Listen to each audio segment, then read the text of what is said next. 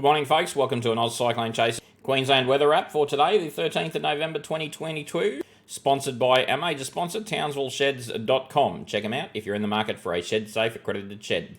Lots of storm activity this morning across Western Queensland. We've seen some convection across northwest Queensland and through the Gulf country as well. We're also seeing some isolated storm activity across the southern interior. We're expecting to see convection thicken up across the Gulf country and northwest Queensland and increasing across most of western Queensland throughout the afternoon.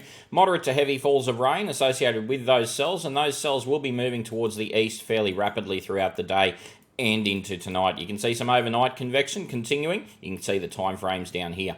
You can see some overnight convection continuing as it tracks eastwards into tomorrow.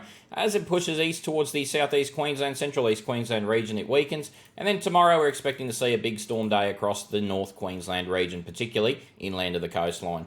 Between now and when we talk tomorrow, we can see some moderate to heavy falls are developing across western Queensland and inland Queensland associated with that convective activity.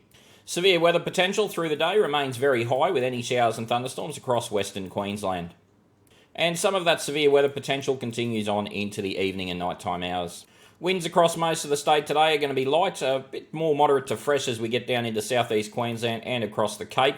The expectation is the sea breeze later on this afternoon might kick the east to northeasterly winds up a little bit across the central eastern coastline. But southeast Queensland, we continue to see moderate to fresh northeasterly flow through that area and moderate to fresh east to southeasterlies across the Cape.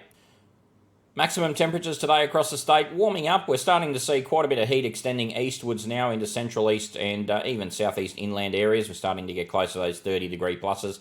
Very warm and also quite humid across western Queensland. So that 35 to 40 is going to feel a lot more than 35 to 40. As we progress into Monday, the expectation is we'll see heat extending eastwards, much closer to the Queensland coastline through northern and central Queensland. We see cooler conditions developing across southwest Queensland with a strong southwesterly airflow. There is a ton more to talk about with those storms today and tomorrow for North Queensland. If you'd like to know a lot more about them, check out join.ozcyclonechasers.com.au, and if you'd like to support us, become a subscriber, and we'll talk a lot more about those storms in those subscriber video updates. They go for about 15-20 minutes where we dealt about in-depth discussions about these things. Have a great day. I'll talk to you in the morning.